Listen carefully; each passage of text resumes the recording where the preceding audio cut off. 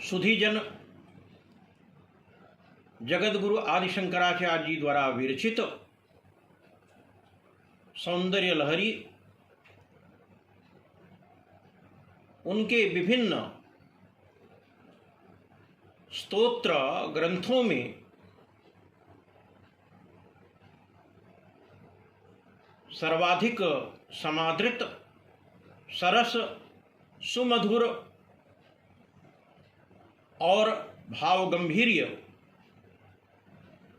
विषय को धारण करता है। सज्जनों,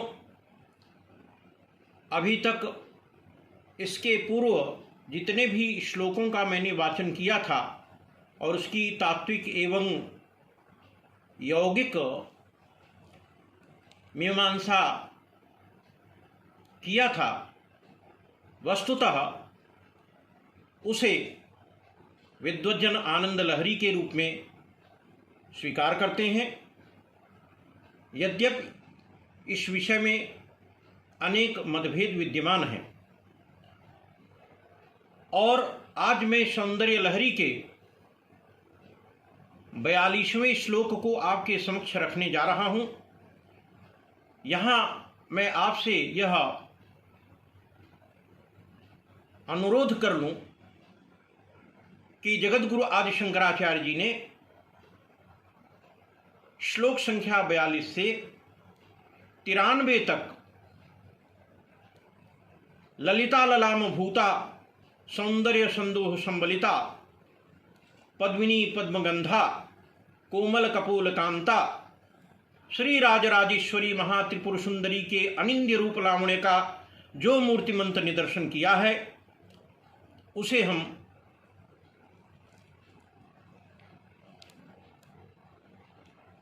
सौंदर्य लहरी के रूप में आख्यायित करते हैं। वस्तुतः श्लोक संख्या 42 से लेकर श्लोक संख्या 93 तक माँ भगवती राजराजेश्वरी के अनिंद्य रूप लावण्य का वर्णन भगवान शंकर करते हैं।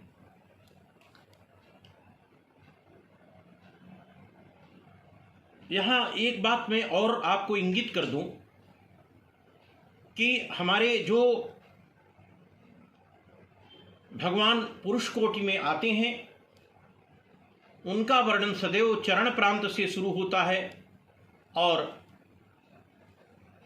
शिरस्थ तक वर्णन का क्रम होता है। इसी प्रकार माँ भगवती का जब भी वर्णन किया जाता है, उनके सौंदर्य का निरूपण किया जाता है, तो वह केश से प्रारंभ होकर के चरण प्रांत तक वर्णित होता है। सौंदर्य वर्णन का यह क्रम शास्त्रों में विवेचित है। आज मैं आपके समक्ष उसी 42वें श्लोक को रखने जा रहा हूं। गतैर्माणिक्यैकं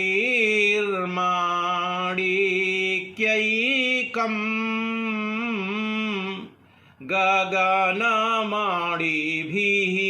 सान्द्रघटितं किरीटिं ते हैमं हिमगिरिसूते कीर्तयति कः समीपे यच्छाया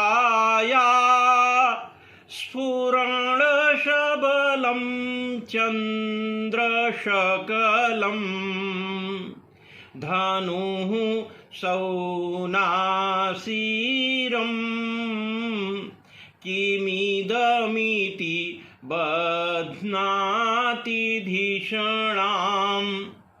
सज्जनों, इसका जो तात्विक भावार्थ है वह यह है कि हे हिमगिरिसुते श्री राजराजेश्वरी महात्रिपुर सुंदरी माँ पार्वती, माणिक्य की समानता को धारण करने वाले जो 12 सूर्य अर्थात धाता, अर्यमा, मित्र वरुण, अंश, भग, इंद्र, विवस्वान, पर्जन्य, त्वष्टा तथा विष्णु हैं, वह 12 सूर्य रूपी मणियों से जड़े गए तथा जिनकी कांति की चमक से शबलित शिरस्थ जो चंद्रखंड अर्थात यह इंद्रधनुष क्या है, इस प्रकार की बुद्धि भ्रमित कर देता है, ऐसे आपके सिर पर धारित स्वर्ण मुकुट का वर्णन कौन कर सकता है। प्रकारांतर से इस श्लोक में श्रीमदाद्य शंकराचार्य जी माँ भगवती श्री राजराजेश्वरी त्रिपुर सुंदरी हिमगिरी सुता के सिर पर सनाथित जो चंद्र मुकुट है, स्वर्ण मुकुट है, उसका वर्णन कर रहे हैं। Actually in this verse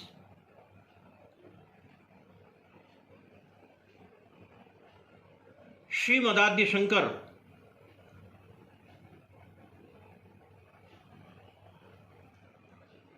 talks about her crown, which is fully embedded with precious gems.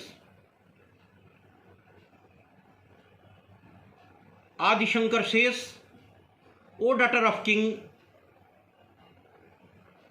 of snow-clad mountains, your golden crown, closely embedded with precious gems, shine like 12 suns, which derive the color of ruby. Will not the intelligent one who sings your praise see this reflection as the rays of moon causing rainbow? सुधीजन, इस प्रकार जगत गुरु आदि शंकराचार्य इस श्लोक संख्या 42 में पराशक्ति के स्थूल रूप का वर्णन कर रहे हैं। जैसा कि मैंने पूर्व में ही आपसे अनुरोध किया कि देवताओं के वर्णन में पैरों से सिर तक तथा देवियों के सौंदर्य निरूपण में सिर से पैर तक का वर्णन किया जाता है।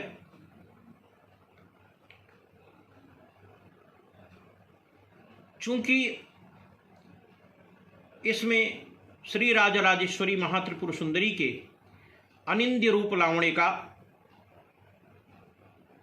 केश से, मुकुट से, केश से और चरण प्रांत तक सुंदरता का निरूपण किया गया है, इसलिए इसे सौंदर्य लहरी के रूप में विद्वज्जन आख्यायित करते हैं। सौंदर्य का तात्पर्य है सुंदरता और लहरी का तात्पर्य है उसकी विशाल तरंगें। इस प्रकार सौंदर्य लहरी में जगत गुरु आदि शंकराचार्य जी ने हिमगिरी सुता के ललिता ललामत स्वरूप का बड़ा ही मूर्तिमंत निदर्शन किया है। और यद्यपि इस सौंदर्य लहरी के कुछ श्लोक बहुत ही गुप्त और अंतरंग प्रकृति के हैं, किंतु इस श्लोक में भगवान शिव ने श्री राजराजेश्वरी महात्रिपुर सुंदरी के सिर पर, मस्तक पर सुशोभित रत्न किरीट जड़ित मुकुट का वर्णन किया है। ऐसी मां भगवती श्री राजराजेश्वरी हम सबका परम कल्याण करें। धन्यवाद।